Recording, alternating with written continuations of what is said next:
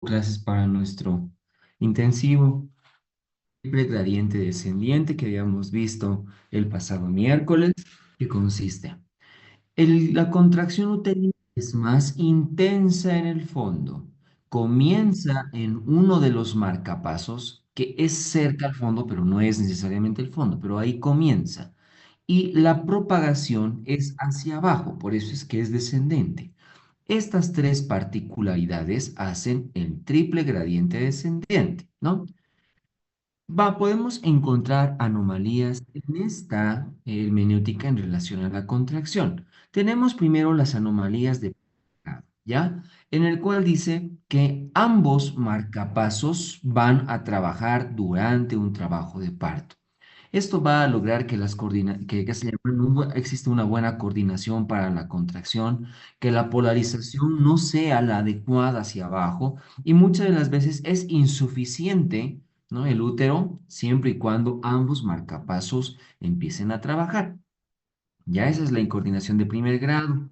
En la incoordinación de segundo grado, ya tenemos que tener en cuenta que van a aparecer múltiples marcapasos. Varias zonas del útero se van a, que se llama, implementar para lograr una contracción uterina. No solo son dos, sino el útero pareciera que tuviera varios marcapasos. ¿Qué va a ocurrir ante múltiples marcapasos? ¿Ya? Que van a haber muchas zonas de contracción, no va a haber igual una buena coordinación, pero en este caso lo más seguro es que se va a producir una hipertonía, porque es como producirse una fibrilación uterina, ¿no? Es más o menos el mecanismo en el cual hay en una incoordinación de segundo grado. Pero también tenemos alteraciones de la contracción en función al tono y a la frecuencia, ¿ya? En relación a la frecuencia, empezamos con que polisistolia se denomina a la aparición de 6 o más contracciones en 10 minutos, es decir, muchas más contracciones. Aquí se le dice polisistolia. Recordemos que en el tema de, este, llama análisis de trabajo de parto, perdón, está como hiperdinamia, ¿ya? Pero yo les recomiendo, me parece el término más adecuado, hoy en día se utiliza más taquisistol. Tenemos después que la presencia de menos de dos contracciones en 10 minutos o una, o a veces que puedan abolir las contracciones durante el trabajo de parto, se le va a denominar hipodinamia, ¿ya? En relación al tono, es decir, la presión basal que tiene la contracción uterina, si ésta estuviera elevada, se le va a denominar hipertonía y en todo trabajo de parto que hay hipotonía, no simularía un problema para ese útero, simplemente nos está contrayendo bien. ¿Qué es lo que se llama? Es el problema cuando ocurre el alumbramiento, que no se contraiga, es aquí donde ocurren los problemas.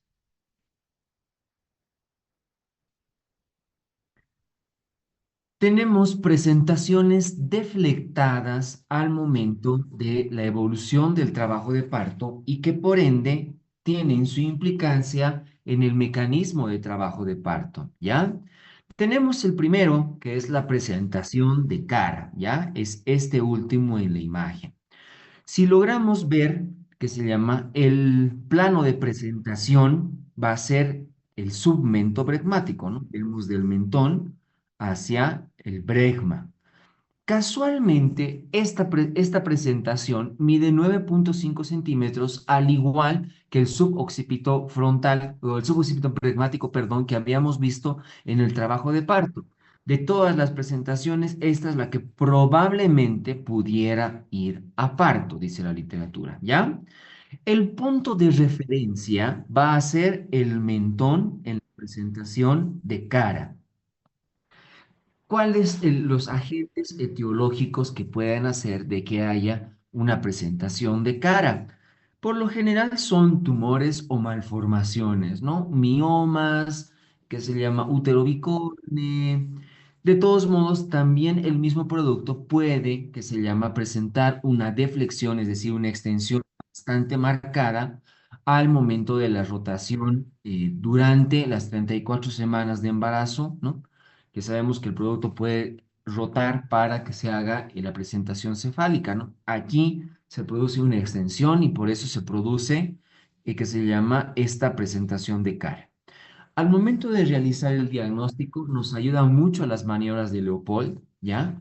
Pero también destaca un signo muy importante que es el golpe del hacha, que es como si encontráramos una depresión de manera oblicua sobre la sínfisis del pubis, como si hubiéramos hecho el hachazo a un árbol, ¿no?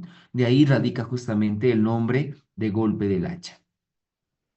La segunda probabilidad en las deflexiones, en las alteraciones de la presentación, está en la presentación de Bregma, ¿ya? En la presentación, esta es, perdón, la presentación de Bregma, ¿ya? La presentación de Bregma sí tiene un grado un tanto más ancho, es el occipito frontal, esta es la primera imagen, que casualmente mide mucho más que se llama, puede llegar a medir 12.5 esto, y por ende el producto por lo general no hace una adecuada orientación al estrecho superior.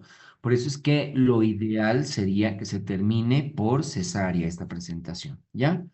Y la otra que tenemos es la presentación de frente, es la imagen del medio, donde que se llama el punto de presentación va a ser que se llama el diámetro de presentación, perdón, va a ser el occipito mentoniano. Aquí podemos ver, ¿no? Mediante el mentón al occipucio. El punto de reparo va a ser la nariz. Como en este, el punto de reparo es el brecma, ¿ya? Las causas de la presentación de frente son muy similares a las causas de la presentación de cara. Y solo en caso de que esta presentación se vuelva en presentación de vértice, es decir, de occipucio, o que se vuelva de cara, podría tener la probabilidad de recién ir a parto. Si no, lo ideal también sería mandarlo a cesárea.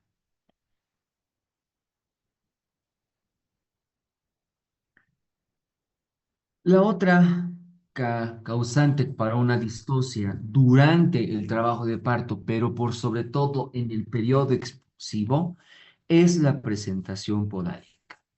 La literatura habla muy bien acerca de la morbimortalidad que ejerce este tipo de presentación debido a la principal complicación que es la retención de cabeza última, con gran posibilidad de asfixia fetal perinatal y con óbito del, ¿no? Si bien hay probabilidades, y obviamente vamos a ver más adelante las maniobras que podríamos realizar para la atención del mismo, es importante siempre recalcar a la paciente de que esta presentación tiene la posibilidad de mortalidad. Como podemos ver en la imagen, el diámetro vitrocanterio es el diámetro de presentación para la presentación podálica y el punto de reparo siempre va a ser el sacro. Hay que tener en cuenta que hay dos variantes, ¿no? La que es franca completa, ¿no?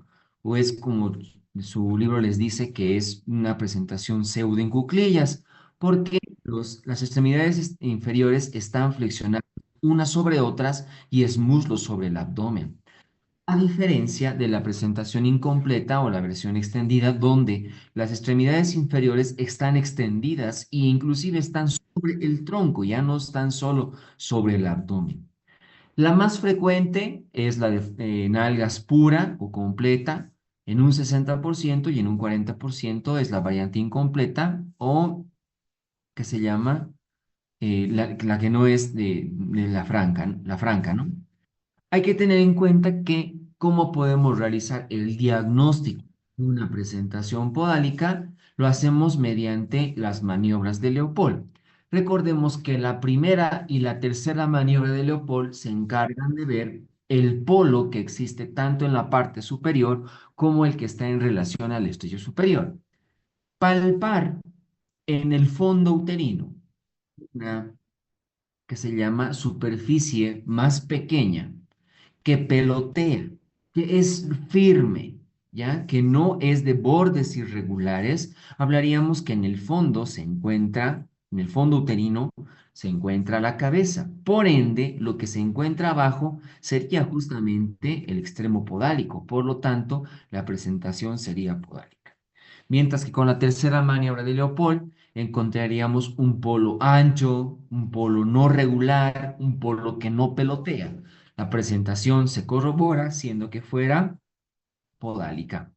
Al momento de realizar tacto vaginal, también podríamos corroborar la presentación, puesto que, si bien tanto con membranas íntegras o rotas, muchas de las veces podríamos encontrar el RAFE, que se llama interglúteo correspondiente al RAFE anal, y muchas de las veces podemos tocar el mismo ano. Existe el error de que alguna de las veces se pueda, que se llama confundir la presentación de cara, es decir, tocando la boca con el ano. A veces es un error frecuente, pero logrando hacer con el tacto los surcos en relación a esta abertura del anal, podríamos encontrar prácticamente que es la línea interglútea y no sería la nariz, por ejemplo, si quisiéramos tener el error en presentación de cara. También podemos realizar el diagnóstico mediante ecografía obstétrica, que prácticamente hablaría muy bien, hablaría muy bien imaginológicamente que abajo, en relación al estrecho superior, lo que está en contacto es la presentación podálica. Ay, se me va antes. Dentro de las causas de la presentación podálica, recordemos a la estrechez pélvica, la desproporción cefalopélvica. Nuevamente aquí están los tumores, malformaciones del útero. Es muy frecuente los partos prematuros en podálica, esto debido a la falta de rotación que se tiene. Productos alrededor de las 30 semanas, atender un parto prematuro en curso, es muy frecuente que la prematuridad sea por una de las causas para presentación podálica. Que el producto también tenga alteraciones en la cabeza como hidroanencefalia, tumores prácticamente también del producto, la placenta previa, el polidramnios o el oligohidramnios y el embarazo gemelar también son causantes de presentación podálica. Una vez que el producto desencadenara un trabajo de parto en presentación podálica, tiene diferencias connotadas en el mecanismo de trabajo de parto, es decir, sus tiempos.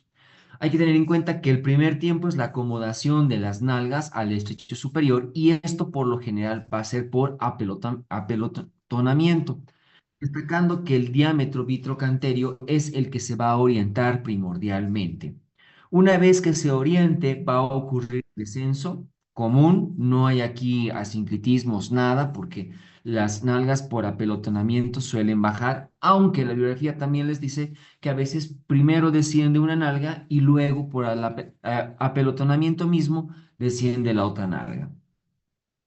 Luego va a producir una rotación interna, que esta puede ser 45, 90 o 35 grados, dependiendo cómo haya sido la orientación del diámetro vitrocanterio en el estrecho superior, ¿no? La idea es que el diámetro vitrocanterio para el desprendimiento, ¿ya? Es que sea en el diámetro transverso para que el sacro del producto se oriente en anteroposterior. Luego de ello ocurre el desprendimiento del polo podálico, que se llama, ¿cómo es que nosotros logramos ver a la revisión? Es la salida prácticamente de toda la pelvis. Si la presentación fuera de franca de nalgas, muchas de las veces va a salir acompañado de los muslos del producto.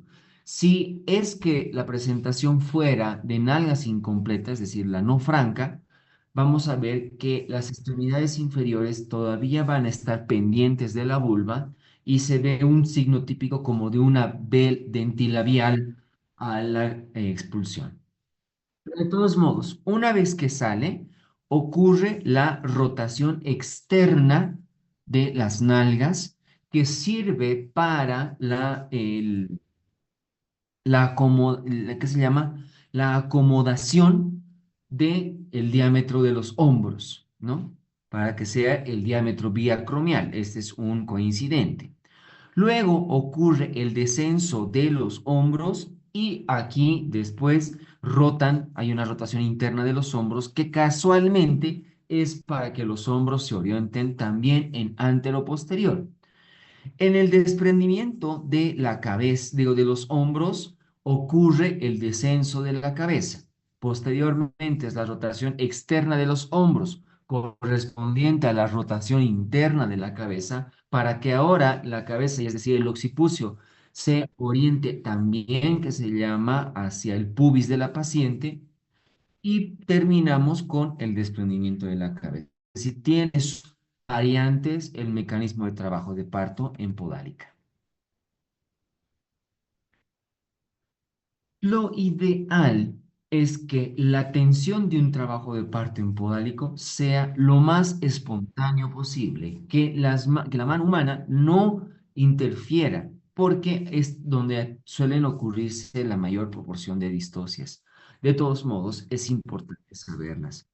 Lo ideal también es mantener las bolsas íntegras durante el trabajo de parto y que cuando hay la expulsión de las extremidades inferiores y de las nalgas, es importante ver que no haya compresión de cordón umbilical. Y si esto hubiera, hay que hacer una asa, es decir, hay que empezar a sacar el cordón umbilical para que éste no se oprima y pueda tener repercusiones en el producto. ¿Ya?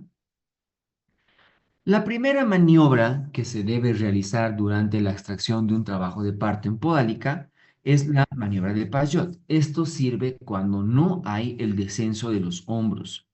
Con la maniobra se puede aprovechar para, con el dedo índice y el pulgar, ubicar la axila del producto y extraer un hombro para que salga posteriormente el otro hombro. ¿Ya?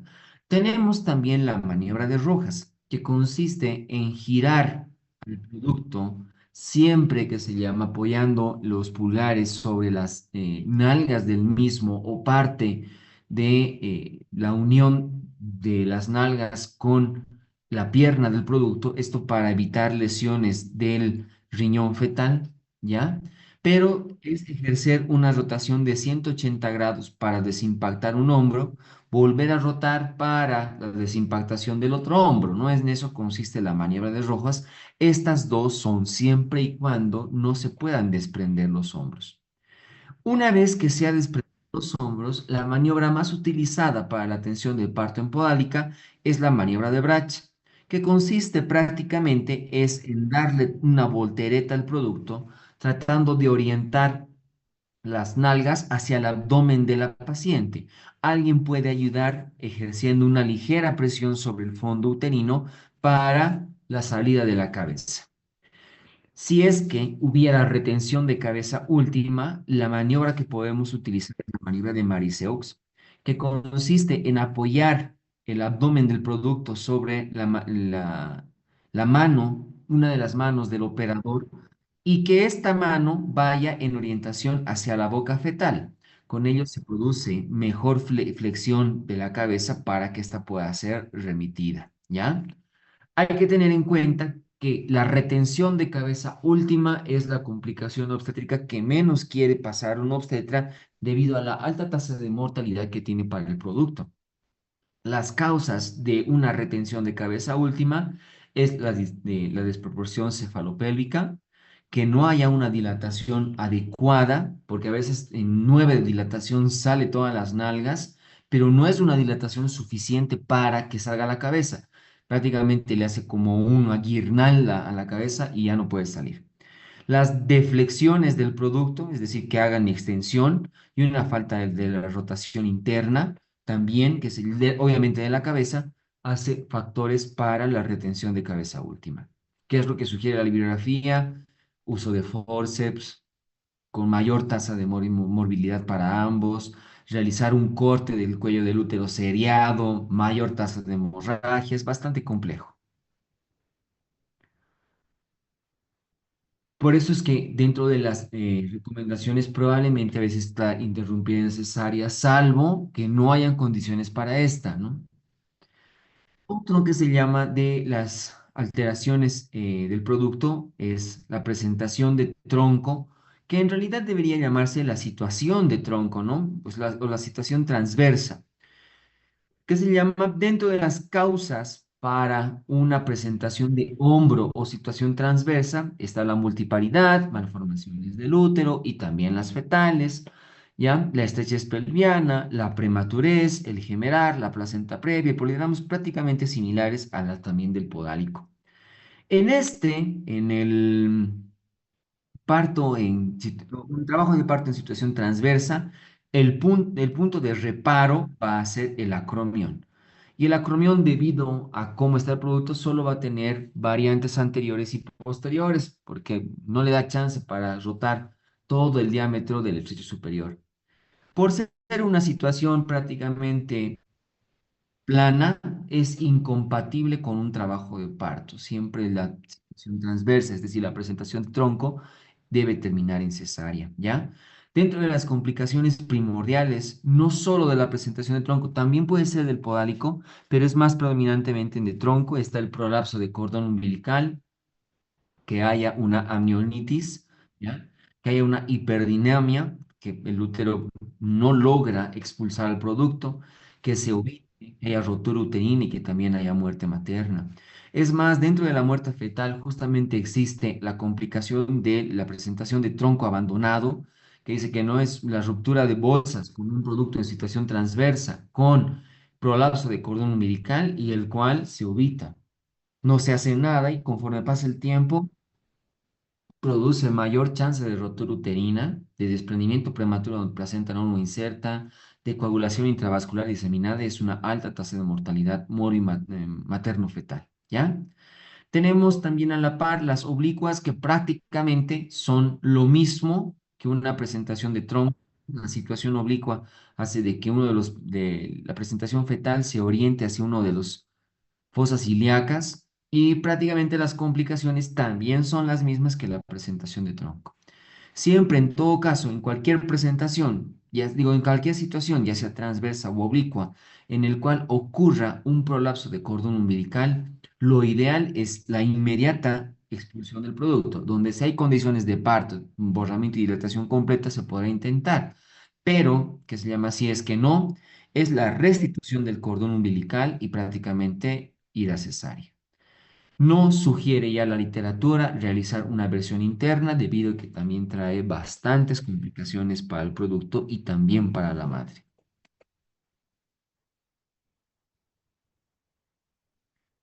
Dentro de la atención del trabajo de parto, tenemos que el tercer periodo clínico del parto, que es el alumbramiento, también tiene sus probabilidades patológicas muy importantes, que es la hemorragia postparto. Hay que tener en cuenta de que hay factores de riesgo que puedan condicionar a que una paciente sangre posterior a la expulsión de la placenta. Uno es la multiparidad. Mientras más de 4 hijos, más chance de atonía uterina.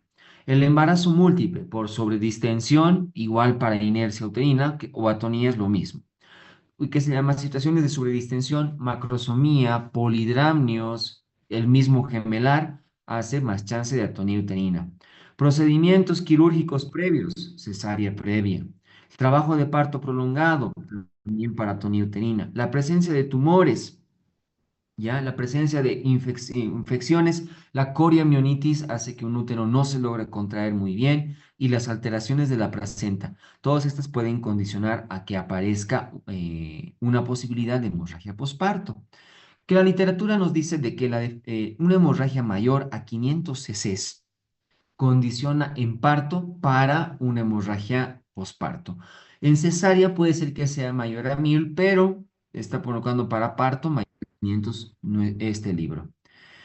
O que, debido a las condiciones de la hemorragia, una paciente que encontrásemos un hematocrito menor al 10%, también sería sugestivo para una hemorragia posparto. O si de casualidad clínicamente la paciente en la etapa del alumbramiento posterior por la hemorragia se descompensa hemodinámicamente y requiera de una transfusión, también se hace el diagnóstico y definición de hemorragia posparto. Hay que tener en cuenta que hay 5 posibilidades, o 5 que se llama agentes de la hemorragia posparto. Una es la inercia uterina, que no se pueda contraer ese útero, que primero pase de una etapa de hipotonía, luego a la inercia como tal. Los restos placentarios, es decir, un alumbramiento incompleto, los desgarros del canal del parto, muy importantes en el cuello más que la vagina, porque la vagina puede resolverse hasta de manera espontánea, pero el cuello del útero sí requiere un procedimiento quirúrgico de reparo. La inversión uterina es un evento catastrófico muy, pero muy, de muy rara frecuencia. Esto es secundario muchas de las veces a la inercia uterina y a no esperar un tiempo corporal óptimo y jalar prácticamente la placenta de golpe. Tenemos tres tipos, ¿no? Aquí podemos ver un útero normal. Aquí sí hay una, ¿no? Podemos ver el fondo uterino cómo desciende, pero llega solamente hasta introito cervical, no lo sobrepasa. En la inversión uterina grado 2 sí pasa el introito vaginal, pero no se logra ver a través del orificio vulvar. Y un grado 3 de inversión uterina, prácticamente el útero se lo puede ver hacia afuera. Puede causar un evento hemorrágico catastrófico y siempre es importante tratar de reponerlo a la brevedad posible. Algunas de las veces primero se utilizan uteroinhibidores para luego, una vez restituido, empezar justamente con oxitóxicos. Y la última causa son las coagulopatías. Por lo general son pacientes que ya tienen el diagnóstico y que se llama, dentro de ellos, los factores de coagulación extrínsecos son los más frecuentes en alteraciones de coagulopatía.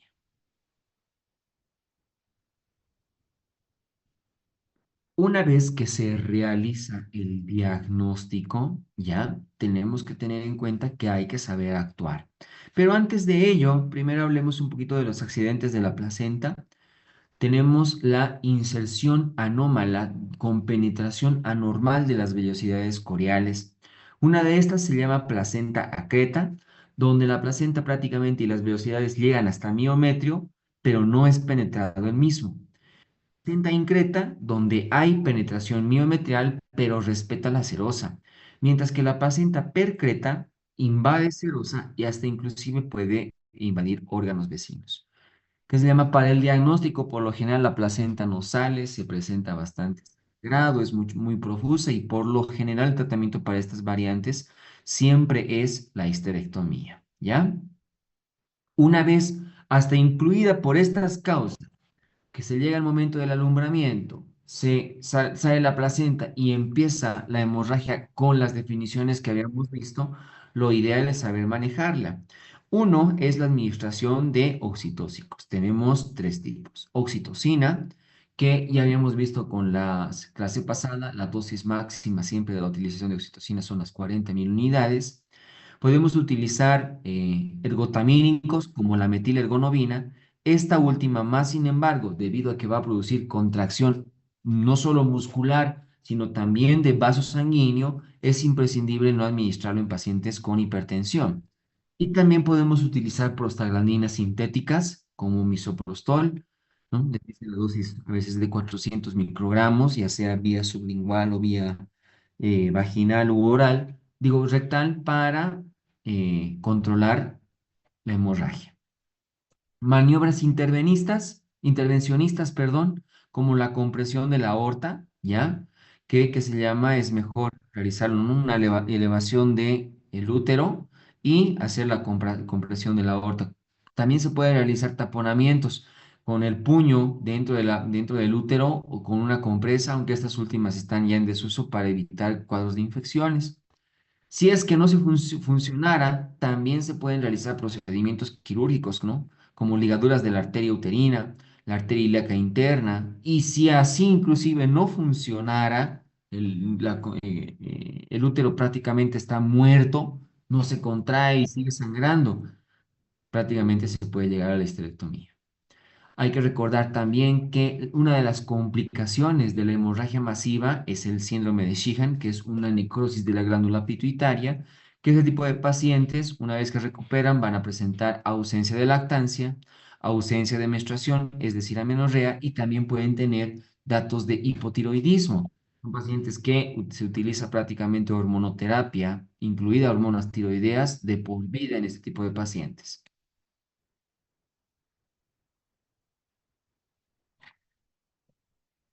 Dentro del acápite de coagulopatías y embarazo y en el subtítulo de coagulación intravascular diseminada y embarazo, encontramos uno de los eventos que nuestra bibliografía nos sugirió y que se llama en los acápites, que es la embolia del líquido amniótico. Prácticamente es el contacto del líquido amniótico mediante un vaso sanguíneo hacia el torrente del mismo.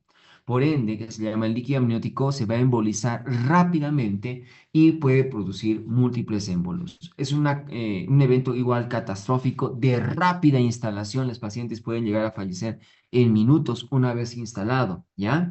Hay que tener en cuenta que como es una coagulopatía intravascular diseminada, va a producir que se llama en la circulación materna alteración del factor X. Por ende, va a producirse la embolia, coagulación intravascular y los pacientes van a presentar una hemorragia masiva por múltiples zonas del cuerpo. Dentro de los laboratorios para embolia de líquido amniótico no hay uno exclusivo, se utilizan prácticamente los mismos de una coagulación intravascular diseminada, que es el recuento plaquetario, que se llaman factores de coagulación, fibrinógeno, factores de degradación de la fibrina y el plasma feso congelado, que se llama, es la primera línea de tratamiento, además de los crioprecipitados. Una medida óptima, pero no es pilar fundamental del tratamiento, es la heparina, ¿ya? Puede disminuir las tasas de mortalidad y muchas de las veces debido a que está alterado los factores de la coagulación, se puede utilizar factor que se llama 7 recombinante para el tratamiento de la embolia de líquido amniótico. Pasamos ahora el repasito de infección puerperal. Teniendo en cuenta que vienen múltiples agentes etiológicos, estreptococos, ya sea A y B fecales, E. coli, peptococos, peptostreptococos, bacteroides frágiles, ureoplasma y hasta incluido el virus del herpes y muchos más infrecuentes, pueden colonizar el tracto genital inferior produciendo una infección puerperal. Que su bibliografía hace un poquito referencia a terminología, ¿no? No toda fiebre en el puerperio debería ser considerada una infección puerperal salvo hasta no ver que haya la posibilidad diagnóstica de que un agente etiológico haya infectado el tracto genital inferior para producir una infección, ¿no? De todos modos, dentro de la triada clínica para la infección puerperal, puesto de que el útero es la endometritis es la primordial infección puerperal, es la aparición justamente de fiebre, que los loquios sean fétidos, achocolatados, negruzcos, o que también haya una subinvolución uterina, esto por la cantidad de loquios en degradación que se van a producir, ¿ya? Entonces, justamente por eso nos dicen, ¿no? Hay que ver la morbilidad febril, que no necesariamente sería la aparición de fiebre en el puerperio por un agente etiológico infeccioso, de infección puerperal, cuando ya sí se cerciora de que es uno de estos agentes lo que está produciendo. La principal fase de la infección puerperal, ¿no? Por vía genital es la endomiometritis, ¿ya? Que es la infección del endometrio y que puede llegar inclusive a parte de la pared muscular, ¿no? Puede desencadenar, más sin embargo, después en una metritis. Aquí prácticamente ya la zona muscular del cuerpo empieza con una infección y una necrosis muy importante. Y si no se logra corregir, el tratamiento sería una histerectomía. También pueden haber la fasciitis necrotizante, zonas que prácticamente mueren y se sobreinfectan. Si no es un tratamiento, va a desencadenar una sepsis puerperal, ¿ya? Si el producto de ese útero contagiado empieza a ulcerarse, se destruye, se defleca, el contenido va a ser eliminado hacia la cavidad abdominal, por ende va a haber primero una peritonitis que también pueden desencadenar una sepsis puerperal. Por eso es que siempre es importante hacer el estudio minucioso en toda paciente que presente fiebre en la etapa puerperal. Hay que tener en cuenta que la morbilidad febril se puede tratar en casa, ¿no? Hay tratamientos domiciliarios o hasta una misma endometritis que no esté complicada. Los antibióticos de elección que sugiere la bibliografía es el uso de cloranfenicol, amoxicilina y ampicilina para el tratamiento domiciliario. Pero en toda paciente que sí se diagnostica una infección puerperal como tal, un agente etiológico importante y con complicaciones, siempre hay que internar a la paciente al menos 7 días y el régimen antibiótico multi, puede ser bio o triasociado, está en función al uso de penicilina, gentamicina, clonfenicol, metronidazol, ciprofloxacina. Aquí así entra ceftriaxona, clindamicina o hasta ampicilina, ¿no? Y se va jugando con un esquema antibiótico para cubrir múltiples agentes etiológicos. Obviamente la bibliografía también nos dice de que, como el refrán lo dice, más vale prevenir que lamentar. Tratar de prevenir ayudaría mucho para evitar las complicaciones infecciosas del puerperio, ¿no? Como por ejemplo, madres con desnutrición, que no hayan restos placentarios, este es causa de hemorragia y también es causa para hemorragia, ¿ya? La ruptura prematura de membranas, mayor chance de infección. La prematuridad también lo es, el parto prolongado, los cuadros de hemorragia posparto, los procedimientos invasivos, hay más chance de en cesárea de hacer una endometritis. La vaginosis bacteriana también es importante, ¿ya? Una vez que, a pesar del tratamiento antibiótico, es un útero que no reacciona o hay datos de periperitonitis para arriba, peritonitis, sepsis, siempre se tendrá que realizar una laparotomía para hacer el drenaje del mismo. Y que si encontramos un útero que no responde, es un caldo de cultivo muy importante y un foco infeccioso, por ende, se termina en histerectomía.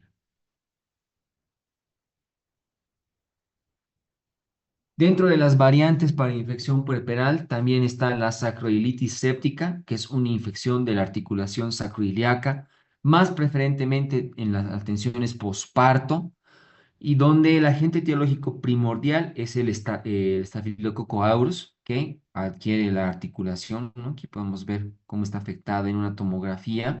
Prácticamente es uno de los métodos de elección más importantes y el diagnóstico es en función netamente hacia el dolor. Son pacientes que tienen un dolor muy sordo, no pueden ni siquiera mover la extremidad inferior porque les causa un dolor brutal, no pueden levantarse, están postradas en cama, ¿no? Y si hiciéramos una exploración física, ¿no? De flexión, abducción, rotación externa de la extremidad afectada, vamos a encontrar un dolor muy, pero muy intenso. Teniendo en cuenta que el agente etiológico de la sacroiliitis séptica es Staphylococcus aureus, los antibióticos de elección para este agente es fluoxacilina, ceftriaxona y también podríamos utilizar gentamicina. Otra de las variantes de infecciones puerperales es la tromboflebitis séptica, que es una infección de los vasos pélvicos, ¿ya? El agente etiológico más frecuente, no es que haya otros, pero el más frecuente aquí va a ser Bacteroides fragilis y prácticamente es una fiebre materna, no hay mucha sintomatología importante, salvo la compresión y la afectación del vaso pélvico correspondiente a la extremidad inferior y a veces se hace a descarte, ¿no? No hay endometritis, no hay, ¿qué se llama? Mastitis, no hay sacroiliitis. Ah, entonces debe ser una tromoflebitis séptica. Entonces también en la tomografía axial computarizada podríamos ver el diagnóstico del vaso afectado. En el caso de tromboflebitis es importante hacer un tratamiento oportuno, pues para formar émbolos que pueden desencadenar una embolia. Tratamiento antibiótico, penicilina, clorenfenicol, gentamicina. También se puede utilizar asociado a metronidazol y en tromboflebitis séptica es de vital importancia el uso de heparina para evitar los émbolos. El otro agente para la infección puerperal, tal vez después de la endometritis el más frecuente, es la mastitis puerperal, que destaca dos tipos de mastitis. Una es la mastitis epidémica, ¿no? Que es la que se contagia prácticamente, es nosocomial en el mismo hospital. Y tenemos la mastitis esporádica, que es aquella de comienzo más agudo, pero que se presenta después del alta de la paciente. Por eso es que su patonomía, perdón, es en el hogar, ¿ya? En la variante epidémica, volvemos a recalcar, el contagio por lo general es nosocomial, comienzo lento, ¿ya? Se afecta más por el conducto intraductal, hay un débito con pus, ¿ya? Y una febrícula. Mientras que en la esporádica el comienzo es agudo. Por lo general, las bacterias ingresan por las grietas en el pezón ante una posibilidad de mala técnica de lactancia materna. Estas no van a dar pus, pero sí dan fiebre alta y mucho dolor, ¿no? Aquí sí hay pus, es decir, la epidémica sí se caracteriza más por ser absceso. El agente etiológico para ambos, más sin embargo, es el estafilococo aureus, ¿ya? Hay que destacar que hay también por anatomía tres tipos: la celulitis mamaria, que es superficial. Una vez que ya hay alteración de los conductos, se va a formar y del parénquima de la glándula, adenitis, y si se forma pus, evidentemente hablamos ya de una fase abscedada. Desde el punto de vista clínica, también hay tres tipos de mastitis, ¿no? Que es la éstasis láctea, que prácticamente no hay leucocitosis, no hay recuento bacteriano, ¿ya? Pero hay que drenar la leche simplemente, ¿no? Ocurre inflamación, puede haber fiebre, pero no hay una repercusión bacteriana importante. La inflamación, sí, ya hay leucocitosis, pero hay un recuento bacteriano todavía no sugerente. Tratamiento de elección es drenar el seno. Mientras que en la mastitis propiamente dicha, perdón, hay, aparte de leucocitos, hay recuento bacteriano importante y por ende el tratamiento sí o sí va a ser en función a la administración de antibiótico terapia. Factores de riesgo para desarrollar una mastitis puerperal: mastitis en el embarazo previo o mastitis ya, digamos, ¿no? Si es la que es en el hogar, si unos meses después a la presentación, que quiere decir una paciente con, perdón, meses antes haya presentado mastitis, es un factor de riesgo. Las grietas del pezón, ¿no? Es una puerta de entrada porque se sobreinfectan. El uso de cremas, el mal bombeo, ¿no? Por extractores no óptimos para la lactancia, una mala técnica y digamos, una desnutrición son factores de riesgo para el desarrollo de una mastitis puerperal. Obviamente, tal cual como en todas las variantes de infección puerperal, lo ideal siempre es la prevención, asociando a una buena tasa de lactancia materna, un buen aseo pre y post lactancia, asesoramiento a la madre para que encuentre signos de infecciones precoces para evitar que sea importante, ¿no? De modo de que, una vez que se instala, más sin embargo, el tratamiento de una mastitis linfangítica o la que es de predominio en el hogar, tratamiento de elección es con cloxacilina y también es en el hogar.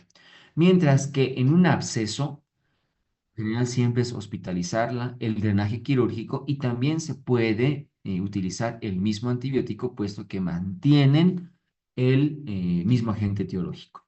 La idea no es suspender la lactancia, es más bien más favorable drenar el seno y una vez que se restituye, tal vez solamente se hace la suspensión parcial, no es de que no haya lactancia, sino que el producto no lacte del seno afectado para que no lacte pus más o menos, pero se debe drenar sí o sí el seno. Hay una variante de las mastitis que se llama mastitis granulomatosa, no necesariamente tiene su afectación debido a la lactancia y algunas veces se presenta años o hasta meses después de haber concluido la lactancia. El tratamiento de la mastitis granulomatosa siempre es en función al uso de corticoides.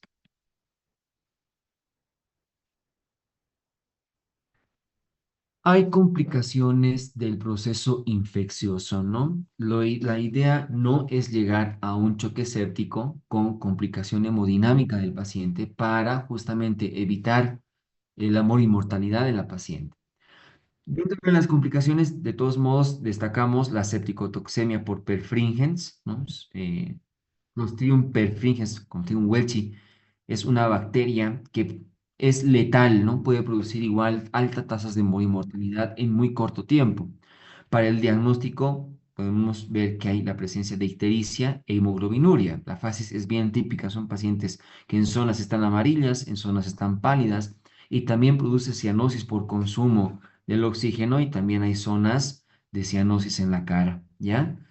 Eh, Tanto esta como las complicaciones últimas de los procesos infecciosos van a poder desencadenar tranquilamente en un choque séptico, por ende va a haber alteraciones hemodinámicas con coagulación intravascular diseminada, datos de oliguria, y por ende son pacientes que necesitan tratamientos con terapia intermedia o terapia intensiva con vasoexpansores, como el uso de dopamina, dobutamina y norepinefrina, si no los pacientes se mueren prácticamente. Obviamente, añadidos a su tratamiento antibiótico de sostén. Una variante no muy común que se llama es la infección del tracto urinario en el puerperio, que por lo general simplemente es por E. coli. Tratamiento de antibiótico para esta bacteria será suficiente para el tratamiento. Recordar siempre la prevención para evitar los casos graves de las complicaciones por infecciones puerperales, que las pacientes no estén desnutridas, hacer profilaxis de vaginosis bacteriana en caso de que tengamos un cultivo, siempre el material estéril que vayamos a utilizar, el lavado de manos, que las pacientes tampoco estén en grado de obesidad, la instancia lo más corta posible necesaria para la internación de la paciente. Si hay complicaciones quirúrgicas de cesárea, siempre realizar el drenaje correspondiente, que la ropa esté limpia, evitar la anemia materna, profilaxis antibiótica en casos de cesárea, que el tiempo quirúrgico sea más corto, en la vigilancia de signos vitales, el aseo de la paciente, las medidas adecuadas de antisepsia para los procedimientos de atención de parto o de cesárea, evitar la hemorragia posparto y toda paciente con elevación de la temperatura, siempre estudiarla, son las mejores medidas de prevención. Hablamos también de la infección de la herida de la cesárea, ¿ya? Que por lo general siempre obedece primero a una dehiscencia de la sutura, se va a formar posteriormente un seroma, ¿ya? Y que se llama, las pacientes van a presentar fiebre y dolor por infección de la misma, ¿ya?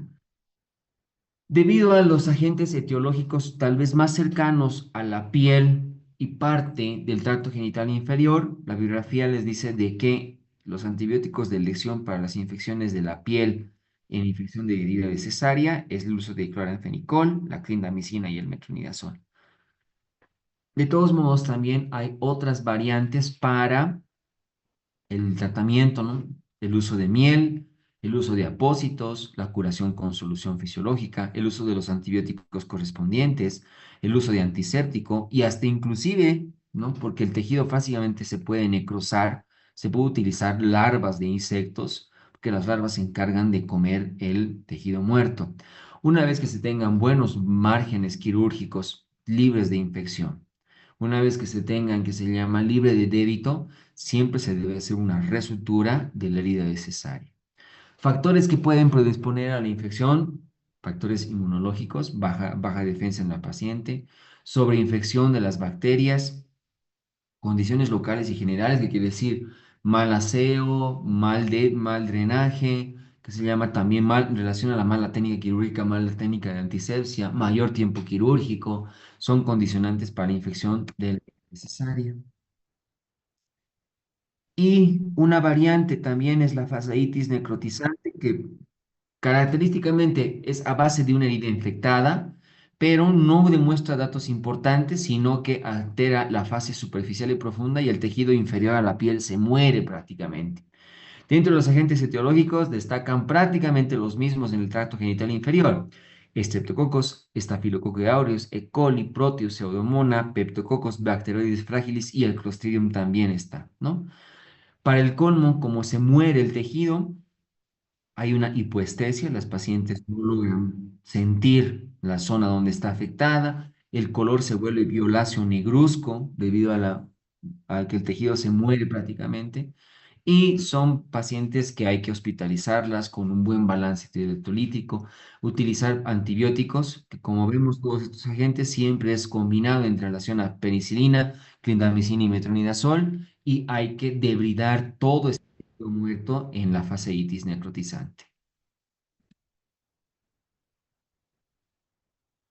Bien, doctores, con este pequeño resumen de estos temas, pasamos a las preguntas. Ustedes son dueños del chat, ya conocen hermenéutica. La incoordinación uterina de primer grado corresponde a fibrilación uterina, hipertonía, activación de dos marcapasos, activación de múltiples marcapasos o activación de la contracción en reversa.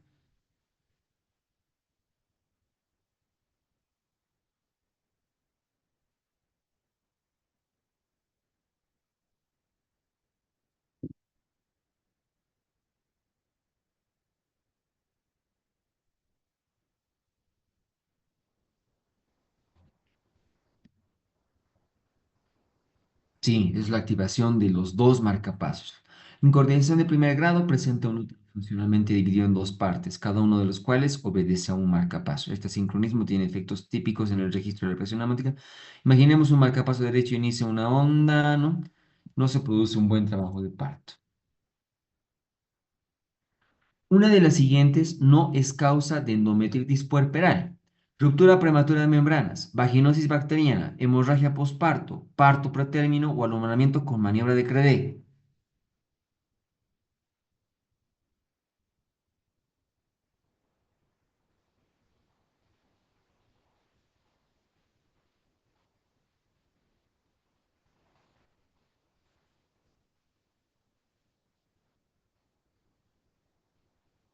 Nada más para recordarles, la maniobra de Credé es aquella que en el fondo del útero, pero por palpación abdominal, es como apretar simplemente el fondo uterino, ¿ya?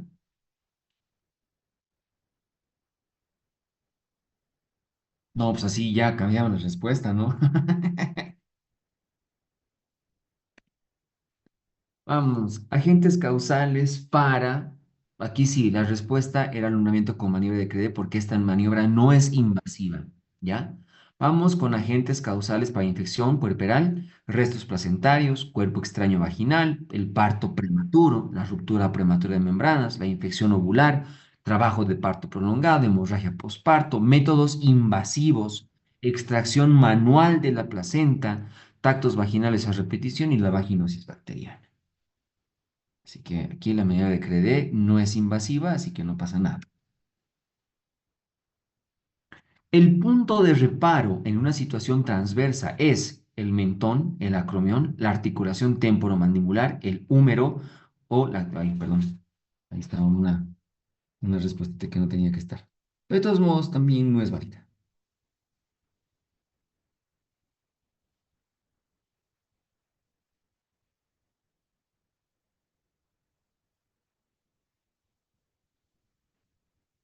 Sí, fácil la respuesta, ¿no? El reparo es el acromión. Las posiciones y la presentación de hombres se denominan acromileacas, ¿no? Pues son solo cuatro, porque no le da chance para rotar todo el estrecho superior. El diámetro submentobregmático es correspondiente a una de las siguientes presentaciones, de vértice, oblicua, bregma, frente o cara.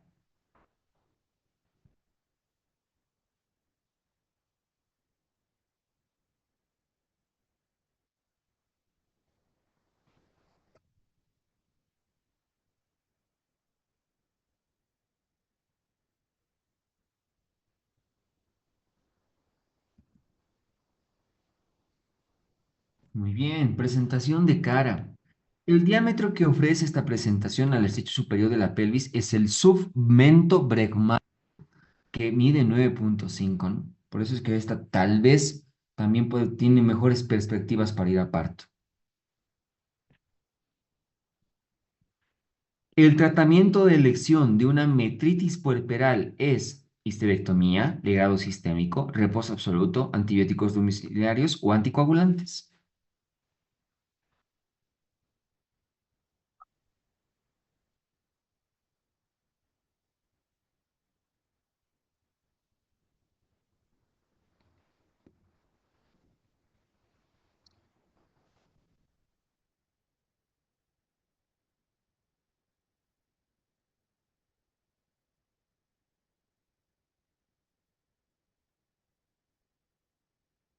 Histerectomía. Un útero de consistencia blanda, pálido o de aspecto pálido cianótico irregular que no responde al estímulo manual o a inyectar oxitocina, nos estará indicando claramente que nos encontramos ante una metritis, es decir, el músculo está infectado y que la histerectomía es la única solución. Si no, el útero se vuelve un caldo de cultivo importante.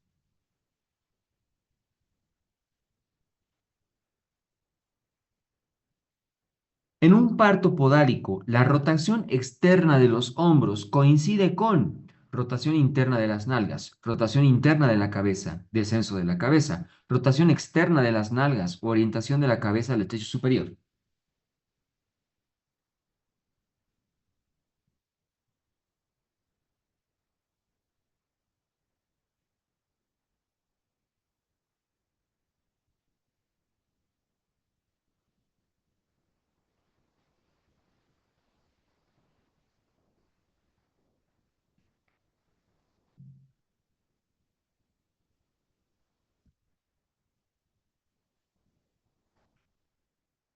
Coincide con la rotación interna de la cabeza. Exteriorizada la cintura escapular y las extremidades superiores, está todo el cuerpo del feto en el exterior, excepto la cabeza, que aún se encuentra en el canal del parto.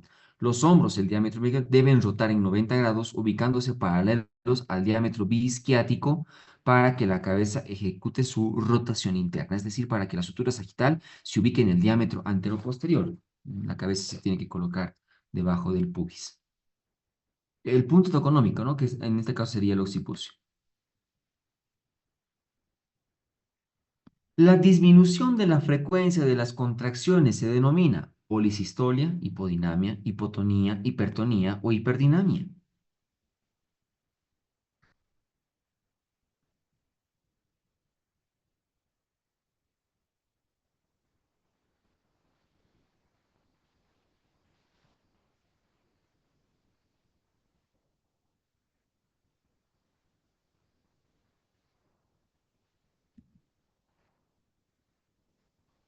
Hipodinamia.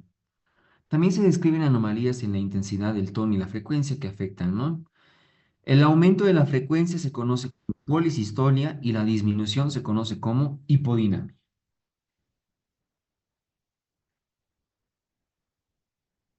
El antibiótico de elección para una sacroileitis infecciosa posparto es metronidazol, ciprofloxacina, cloxacilina, clindamicina o nitrofurantoína.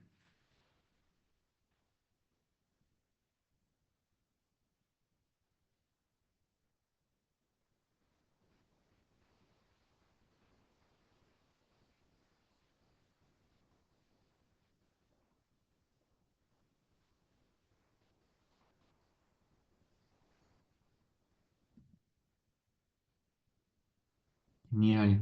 Sí, es la cloxacilina. Antibióticos, si se aísla alguna bacteria, se debe administrar a que corresponda. De no aislarse una bacteria, se puede administrar empíricamente. Cloxacilina, ¿no? Luego seguido hasta 2 semanas en caso de aislar Staphylococcus aureus. Otra alternativa es la ceftriaxona con la gentamicina.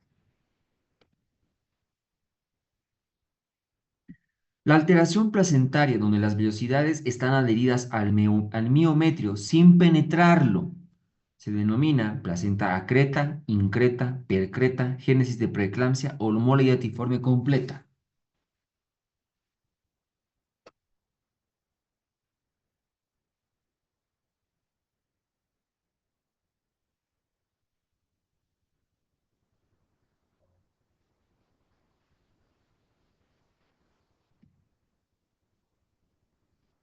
Sí, placenta acreta. Repasamos de nuevo. Acreta, las vellosidades están firmemente adheridas al miometrio, pero no penetran. En la increta se introducen en el miometrio, pero entre comillas dice sin atravesar la serosa, porque percreta es la vellosidad atraviesa el miometrio y alcanza la serosa peritoneal y en ocasiones puede penetrar órganos vecinos como vejiga y recto.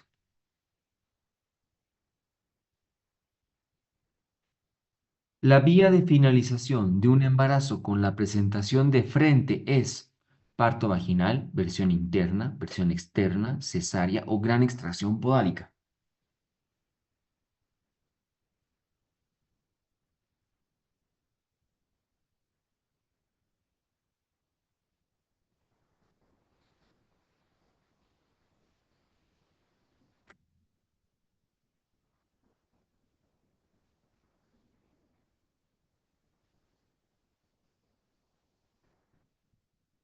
Cesárea. La morbimortalidad perinatal que conlleva el parto en presentación de frente nos hace proscribir el parto vaginal. ¿Qué significa proscribir? Está prohibido. El parto vaginal solo es posible cuando se logra transformar rápidamente la presentación en cara o vértice después de haber hecho el diagnóstico. ¿Ya? Entonces mejor cesárea. El uso de heparina para el tratamiento de una infección puerperal es favorable en una de las siguientes variantes: sacroileitis séptica, mastitis linfangítica, septicotoxemia por perfringens, endometritis o tromboflebitis séptica.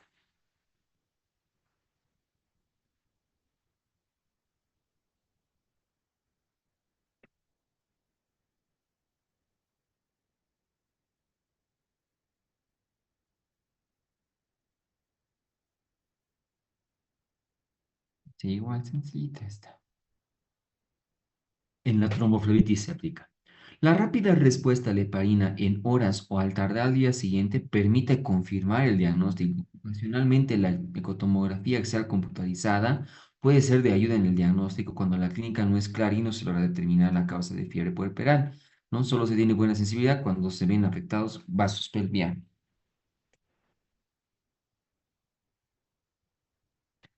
En una paciente que posterior al alumbramiento se evidencia la salida del útero por fuera de la vulva, se denomina inercia uterina, inversión uterina de primer grado, segundo grado, tercer grado o y alumbramiento engatillado.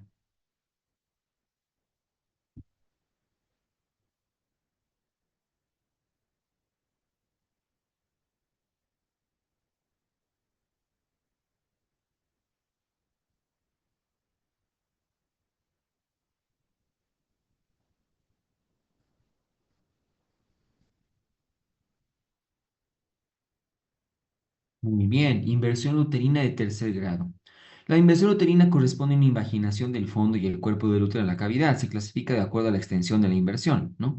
En el primer grado, el cuerpo o la pared alcanzan el cuello uterino, pero no traspasan el orificio. En el segundo, hay una protrusión del cuello, del cuerpo a través, perdón, del orificio cervical, sin alcanzar el periné. En el tercer grado, el fondo uterino traspasa el orificio cervical y alcanza el periné. Durante la tensión de un parto en podálica, el rotar el cuerpo fetal 180 grados para el desprendimiento de los hombros, la maniobra se llama Payot, Rojas, Brach, Mauriceu o versión externa.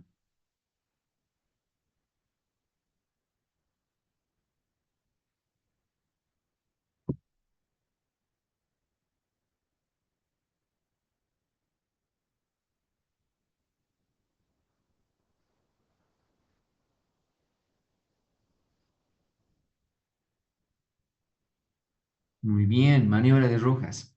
La maniobra de Rojas consiste en hacer rotar el cuerpo del feto 180 grados, primero en sentido izquierda y luego en sentido derecha. Al mismo tiempo que se tracciona hacia abajo la pelvis fetal y se consigue el desprendimiento del brazo al rotar el feto hacia un lado y del otro hacia el lado opuesto.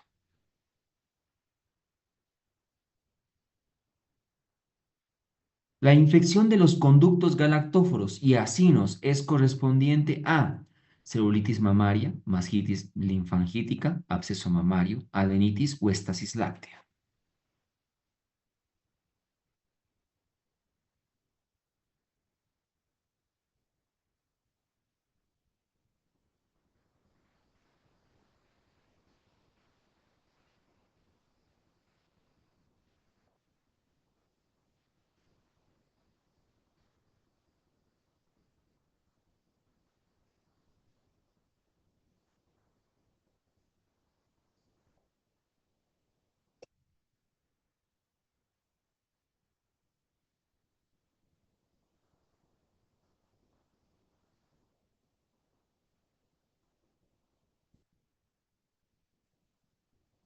Adenitis. Repasemos. La mastitis se puede clasificar también en las formas desde el punto de vista anatómico. Celulitis mamaria superficial equivale a mastitis linfangítica. Adenitis, cuando se infectan los conductos galactóforos y los acinos, que es equivalente a la etapa inicial del absceso. Absceso en el cual los espacios de los conductos está ocupado por colecciones de pus. La respuesta es adenitis, ¿ya?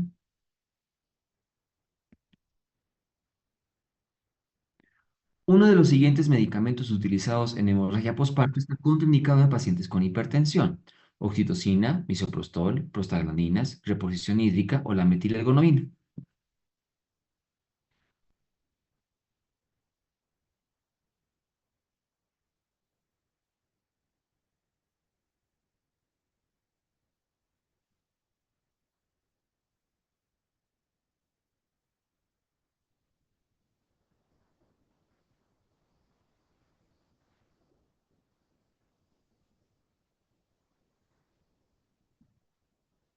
Muy bien, sí, es la metilergonomina. Puede persistir varias horas después de la administración debido a que la elevación de la presión arterial asociada al uso de metilorgonomina está contraindicada en la paciente hipertensa. Dentro de la prematuridad es más frecuente una de las siguientes variantes ante el parto prematuro en curso: presentación de cara, presentación de frente, presentación de bregma, presentación podálica o presentación de mentón.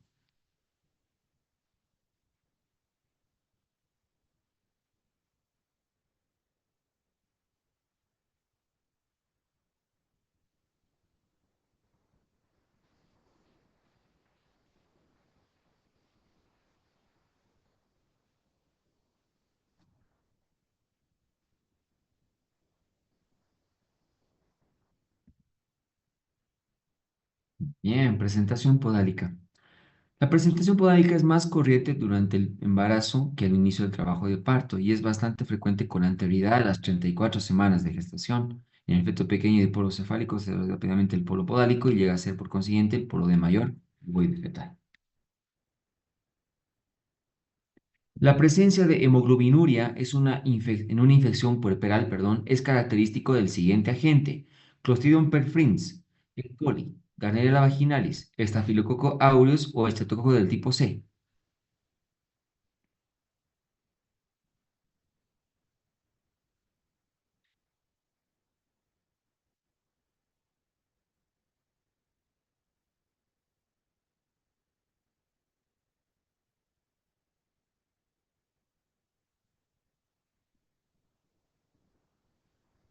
Clostridium perfringens. Septicotoxemia por perfringen. El cuadro clínico debe sospecharse y el diagnóstico plantearse al aparecer ictericia o hemoglobinuria en curso de una sepsis puerperal. El uso de hormonas tiroideas se utiliza para el tratamiento de la siguiente complicación obstétrica: coagulación intravascular diseminada, síndrome de Sheehan, embolia de líquido amniótico, agretismo placentario o hipotonía uterina.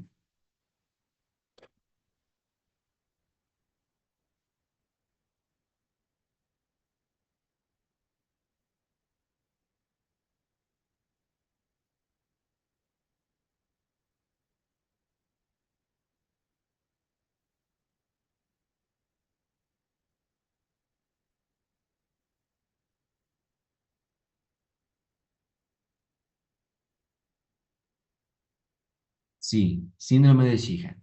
El tratamiento consiste en la administración de por vía de las hormonas deficitarias esenciales para mantener la homeostasis y la respuesta al estrés, es decir, hormonas tiroideas, cortisol y estrógeno. El uso de gonadotrofinas solo será utilizado en caso de fertilidad. El diámetro de orientación fetal en una presentación podálica es diámetro interespinoso, diámetro sacropúbico, diámetro vitrocanterio, diámetro bisacral o diámetro biperoneo.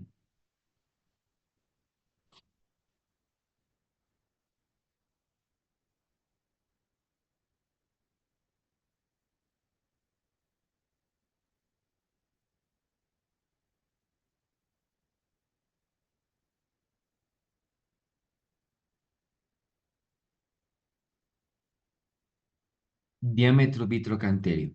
El punto de reparo en la presentación podálica es el sacro, el cual no se encuentra ubicado como el punto de reparo de la presentación de vértice en el extremo de diámetro de orientación de la presentación, sino que se encuentra perpendicular a este.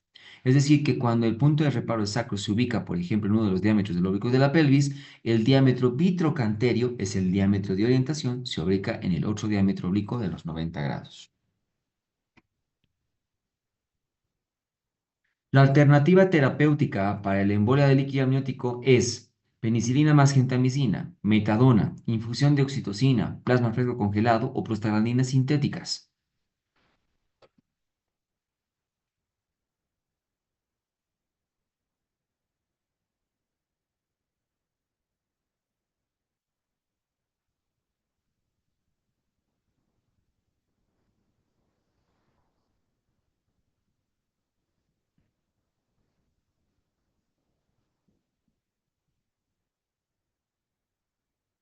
En general, ¿no? El umbral de transfusión de plaquetas en pacientes con coagulación intravascular diseminada depende de la situación clínica del paciente. Se sugiere transfundir plaquetas en pacientes con sangrado antiguo y un recuento menor a 50.000. La correlación de deficiencia de factores de coagulación se debe hacer con plasma fresco congelado, para lo cual se necesitan volúmenes grandes del componente. El nivel de fibrinógeno se debería mantener sobre los 100 miligramos sobre mililitro mediante la infusión de crioprecipitados. La retención de cabeza última en un trabajo de parto en presentación podálica se puede deber a una de las siguientes causas: presentación podálica en algas incompleta, desgarro perineal, cesárea previa, prolapso de cordón o deflexión cefálica.